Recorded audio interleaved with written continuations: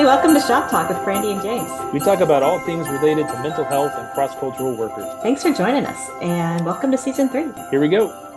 Welcome back to Shop Talk. Thanks for joining us. We're just going to have a little bit of a chat, kind of a year-end review, thinking about some of the conversations we've had, highlights, lowlights, where we hope to go in the future, some of the trends that we've noticed in the last year as it relates to care for our cross-cultural workers. Yeah, when I listen to other podcasts, they often do like a year-end review thing, and I thought, well, that'd be a fun thing for us, for our tens of listeners to listen to what this has been like for us and just what our years have been like. So it's a good way, hopefully, to wrap up this podcasting year.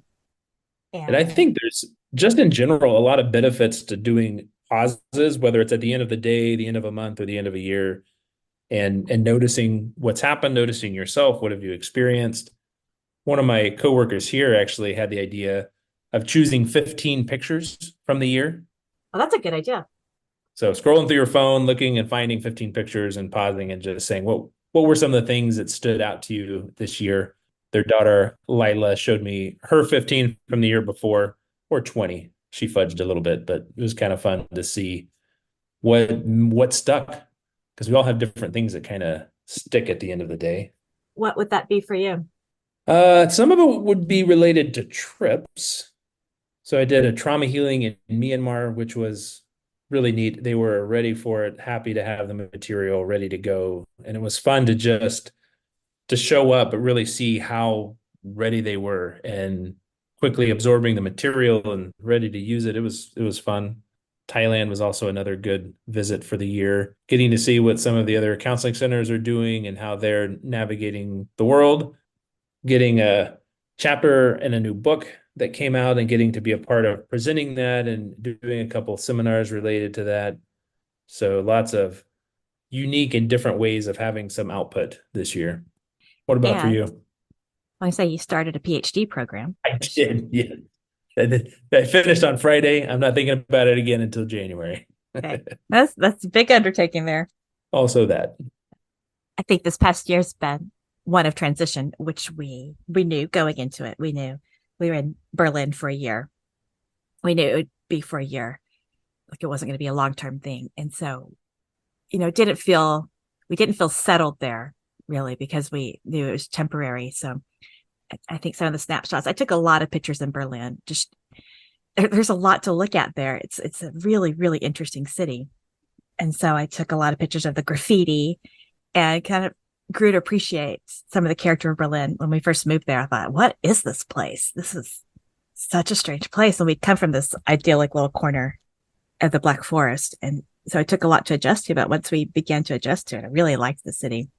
And so we got a little bit settled there. And then we moved back to the States for good in August. And so that's been a really big adjustment. Yeah, that's understatement. Yep. So we moved into a house with a lot of character, and do air quotes character. James has seen it, our house. That's true. So there's going to be a couple of years of just work on the house.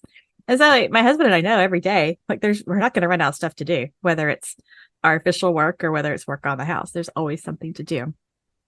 So we're making that our own and figuring out what work looks like for me remotely from the States instead of remotely from Berlin. It's worth noticing we tend to talk a lot about transition. We've had a few guests specifically on transition. I think we'll have more because it's such a unique part of our experience, but it's one that we both know because we're caring for global workers, but also both know because we're living it. Right. You had a major transition and moving countries and continents this year. I haven't been in the same place more than 3 weeks since the 1st of August, and we're recording on December 12th. Yes. I think we've said this the past 3 podcasts. Like, you live 8 minutes from us, but we haven't seen each other but once, or actually twice, because you guys are always meeting people or meeting with family and stuff like that. So I know it's been really busy for y'all. And now I'm back in Spain for 2 weeks. So it's just, it's a part of it. I think I get asked a lot recently because I've been back in the States, why do we live overseas when we could do the work from anywhere, especially with Zoom and as much travel as we already do. But part of living cross-culturally is just giving us both an understanding at such a deeper level of people's experiences, but there's also part of knowing that just comes from having lived it for the last, for me, 12 years, for you, over 20 years. We sometimes, I think, can help people find words to their experience that they can't quite name because we've lived it and we've seen it and we really understand it. I think that's really valuable in the counseling experience and in our work as mental health professionals, as being having that lived in experience of being able to sit with people and just recognize a lot of what their experiences are, what probably their emotions are as they're walking through difficult situations. And yes, transition. Life overseas is pretty much constant transition. If it's not you, it's the people that you know around you that you're Right. witnessing and experiencing through them. People in motion, whether it's you or somebody else. You lead a lot of trauma healing workshops. And I wonder what that experience has been like for you this year. I did two. So one in Okay. Lebanon, one in Myanmar. And both were great. I love being a part of helping someone get access to how to navigate the pain that they've had in their life. And to see the light come on, particularly when we're training adults to work with teenagers of, oh, that's how that's going to work, or they're going to really connect with that activity or be able to understand themselves different. I mean, it's not a whole lot different than the trauma-informed staff care in the book that just came out, The Essentials for People Care and Development. Did you write a chapter in that book? I did. Wow. I think that helping people kind of understand how trauma experience impacts us. I mean, definitely that's been one of my favorite podcasts is Dr. Phil Monroe and going deeper into what trauma is. Oh, that was so good. I think expanding our understanding of both what trauma is and how it impacts our mind, body, and soul helps us really grab hold of helpful language and navigating life with each other. What have you noticed this year as far as trends is what you see in counseling and working with cross cultural workers? It seems in both the good and the bad way, the new generation of cross-cultural workers, so let's say under 30, are much more, I think, quick to get help, which is a good thing. Very normalized the mental health struggles that people experience in their life, which is a great thing. Hey, they see it. Hey, I'm struggling. I need help in here. Boom, I'm going to get help. So that's the positive side. I think the negative side is there is perhaps less grit, which is a great book, Angela Duckworth, of being able to say, yes, this is hard, but I can actually navigate it. And me learning how to overcome this is going to give me some really valuable skills in navigating adversity. So I think there's some of both of those that are particularly happening, and neither good or bad. It's just worth noticing. It's great that there's a big increase in awareness of anxiety, but there's also, I think, a lot of times people are quicker to jump into give me a quick treatment for anxiety as opposed to learning how to navigate a little bit of discomfort. Discomfort's not bad. I think we're so quick to be, you know, do something massive to stop this discomfort. My stomach's a little upset. I'm going to take some Tums and make it feel better. I've got a little headache. I'm going to take medicine. There's this just, I think, more natural tendency to jump to some sort of solution for our discomfort as opposed to pausing and resting and saying, hey, what's this about? How can I learn? How can I grow? Maybe I'm dehydrated and need to drink water, and that's why I have a headache. Perhaps I'm pushing myself too hard on this work thing. I need better boundaries. That's actually why my stomach's upset. So it's just something I've noticed. Perhaps it's just me. It's neither good nor bad. It's just different. It's interesting because the people I tend to talk to are older than 30, I'd say, and probably more around my age. And I see maybe a little bit of the opposite there. I see really this ability to muscle through and push through things. And I see a lot of resiliency there, but maybe more of a lack of awareness of what's going on emotionally and how that connects to their whole experience, or maybe a reticence to identify and let themselves feel like the harder emotions or the emotions that we associate with being bad. And so if someone is angry, I hear, or sad, I hear a lot of regret and Mm. self-recrimination behind those things, instead of even more of a willingness to explore that Right. and look at that. So maybe these are generational things. Sure. I had a conversation with somebody who is in the, let's say, comfortably above 30 range this past week. And they were trying to figure out their own journey of trauma history. And do I need counseling? Do I not need counseling? What does growth look like? So I just jumped out with, I don't know, what are 5 feelings you felt today? Maybe sad, maybe a little bit of shame. That was it. I had two. So what about right now? What do you feel right now? No idea. Blank face, blank stare. Yeah, I gave some suggestions. We're at dinner. You seem fairly content. Is it satisfied, calm, happy, content, peaceful, disrupted, upset, frustrated? Give me something. But couldn't get there. So I was like, maybe there's some work to do here. Maybe so. Might be an indicator. There's a little more to grow. I wonder if you noticed this too, that I notice when I talk to people and ask them what they're feeling in the present, that's what's hardest for them. Right. And I think we tend to drift towards knowing ourselves more in one particular area. Some people are really in touch with their body. They know when they're sensing things, when they're hurt, when they're feeling good. Others may be more in touch with their emotions, greater range, broader experiences of emotionality. Some super in touch with their thoughts and their cognitions, and some disconnected from all of it. And those are the ones that come see me, usually at behest of their family or spouse. Isn't that right? They recognize it. Yeah, that's right. What has podcasting been like for you this year? Feel like we started really slow and then got to some good groove. I've had a lot of fun connecting with people at different conferences and events and sharing some about our podcast experience and inviting them to participate or to be a part of it. And yeah, it's been good. People out of the blue that have been listening that aren't even connected to us or our organization. It's just kind of encouraging to know as we send something out there, we hear something back sometimes. That's always nice. Yeah, it is. It is. Feel free to give us a rating or a review so we know that somebody's listening I know, right? besides our spouses. I think our spouses are the two people who rated us on Apple. That's right. Yeah, I've really enjoyed it too. And I really like when people email us and say, hey, this really resonated with me. I really appreciated that. I really like that because, yeah, sometimes we send something out there and like, does this even make sense? Is this Yeah. going to connect with anyone? So it's nice to hear that. I really like the people that we've talked to and seen their passion with what they do. I've taken on editing this year. Yes, you So have. I guess I started in the spring, late spring, and I've really enjoyed that. It's been a lot of fun. I have a lot to learn. Like I would really like to, expand my repertoire with what I can do with editing. But I've really enjoyed it. And I mentioned this to you, James, earlier, but whenever we're recording a podcast, I'm so aware of how much time has elapsed. If we're talking to someone and it's a really long conversation, we're having audio difficulties, I'm like, oh no, I'm gonna have to deal with this later. uh, but it's like a puzzle, sometimes making it fit. When I have to edit something out, the step that remains, does it make sense together?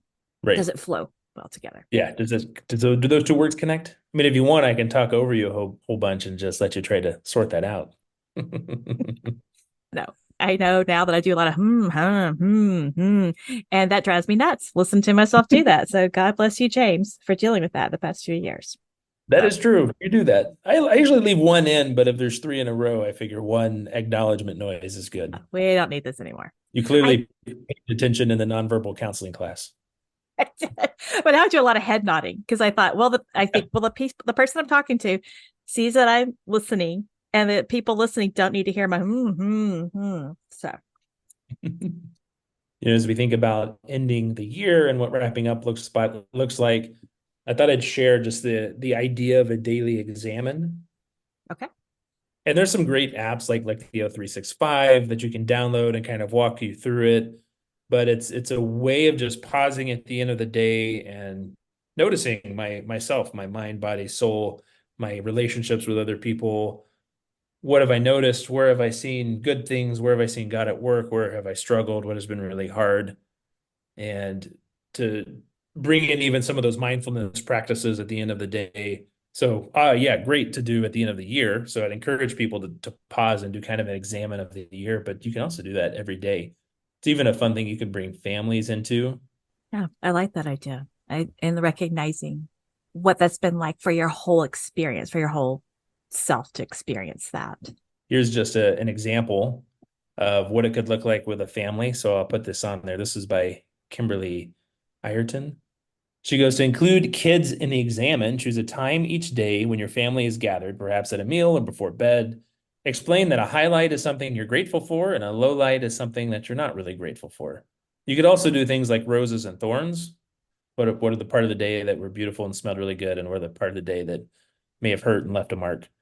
Tell them as a parent, in particular, your highlight and low light as well. It's a great way to kind of demonstrate that even parents have things that are hard. And you'll, of course, do that at an age appropriate level. It may take a while for young kids to catch on, or you might need to prompt them to remember what happened. Remember, you went swimming today, or you went to the park, or you were at school, you fell and skinned your knee, but you did these things that were really well. Great way to add some affirmation into the life of just the daily practice of parenting and family. After you ask the questions, to listen to what they say. And if you say something in response, just kind of mirror back their emotions, particularly because we just talked about how important it is to grow in our feeling vocabulary. You can help them. That must have been exciting, or wow, that sounded really sad. So you're practicing empathy, but also helping them be able to understand what that experience was. And you can even keep it 10, 15 minutes, tell me more.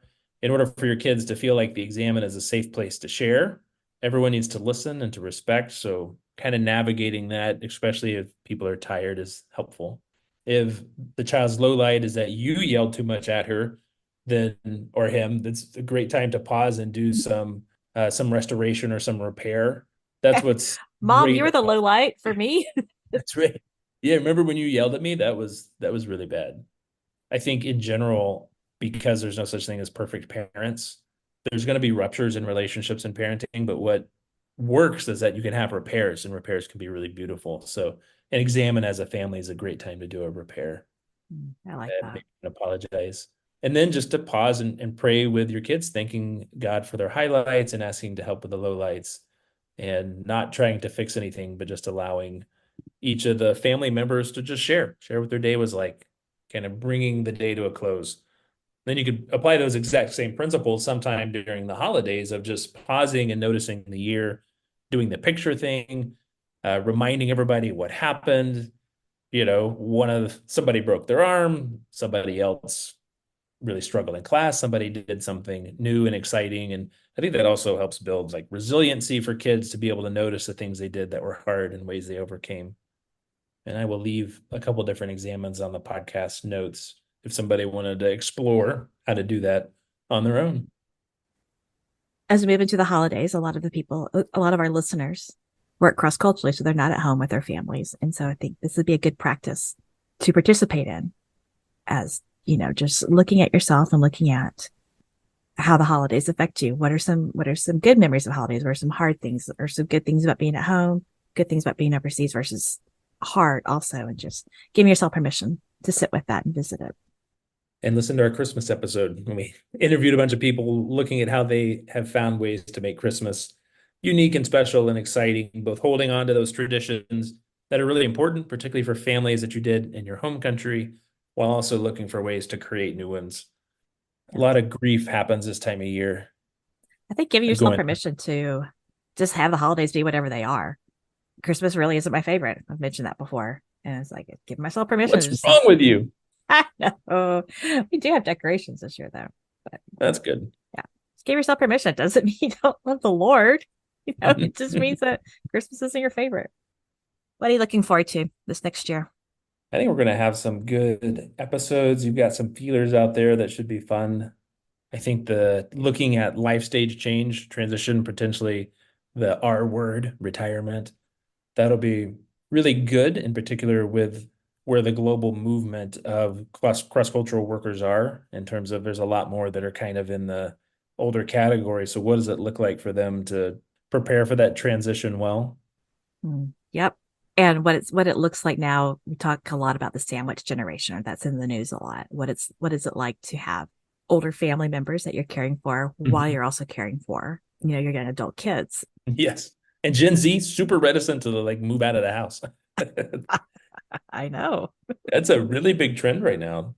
You Yeah. see a lot of, particularly in the United States, not even looking to get their driver's license, which used to be something 15, 16, you're ready to do, get some independence. I think in general, they're like, why would I want to do that? My parents pay for the gas, they drive me places. I think TCK's launching is just very different and sometimes requires more years of moving into whatever adulthood looks like. So a lot of cross-cultural workers are in that place of living somewhere. You've got multiple kids in different countries, even how do you care for them and their needs, which are sometimes unique and specialized, and then still do work, whatever your job is probably overseas in a different context. And then your parents, both of them may be in different states or different countries. And how do you do all that? Oof. That's a lot. Yeah. Yeah, our eldest didn't get her license until she was 21. And it's not like, I mean, she wasn't living at home with us. She just had no desire to learn how to drive. And then she did. And now she's great. So, like, okay. What are you looking forward to next year? I'm looking forward to just personally, hopefully having more of a routine. Hmm. It seems like since we've moved back to the States, it's been pretty full on with us. Speaking of Gen Z, our youngest has moved in with us and he's physically disabled. And so we really needed to push to get the house ready for that. And yeah, we live in a house with a lot of character. So that has taken up a whole lot. There are things that we had to deal with really quickly when we first moved in. And so we just have felt like we could barely see the next step in front of us. We were just dealing with stuff. And so I'm looking forward to having routine. And professionally, I'm really enjoying podcasting, looking forward to editing more, being involved in that more. I enjoy the people I meet with. I really like the opportunity to help people walk through just whatever is important to them, whatever's going on in their lives. And I might be helping one of our staff care members with the monthly Community area-wide cafe. meetups. Yes. He asked Yes. if I wanted to be his partner in crime. Like, I'm always up to be a partner in crime. So looking forward to talking to people on our podcast and just hearing about their expertise and hopefully, yeah, expand our listenership. What about the holidays? What are you looking forward to, James? January. Yeah. No, it'll be good. We haven't been with our families for Christmas in 5 years. So that'll be great to be with family, get to see my nephews, open a present. That'll be fun. My grandparents, we're all getting together, going on a trip with Ellie's family. I think those things will be good and enjoyable. It's been challenging to have so much instability in the last 6 months. So I am looking forward to, like you said, being in a place of a little bit of routine and consistency, sleeping in my house in my bed again, missing out on that. Yeah, getting back to the normal, I think will be really good. But I like the holidays. I like Christmas. I like the music, the decorations, the food, What's wrong with the you? being together. Okay, Grinch. Wait, what's your favorite Christmas movie? Home Alone, probably. I mean, there's a pretty good range. I'll get into about any of them. We really like A Christmas Story over here. Oh, shoot your eye out. Sure, yeah, kid. The Nativity for our British listeners. It's a classic. Is that what they call it? That's a movie. Oh, I thought that's what they called A Christmas Story. Oh, sorry. When we were in Central Asia alone, A Christmas Story to some of our British friends, and they were like, "It's not funny." Yeah. No, it's really not. It is. Okay. Anything else? No. Merry Christmas. Yeah, Happy New Year. Merry Christmas, everyone. Thank you so much for listening. Thank you for your feedback. We appreciate you guys. And yeah, if you like us, then leave a review and a comment. Give us some suggestions too. We're happy to get content that people are looking for. Enjoy your holidays. Look forward to starting the new year with you soon. See you in season 4. Bye.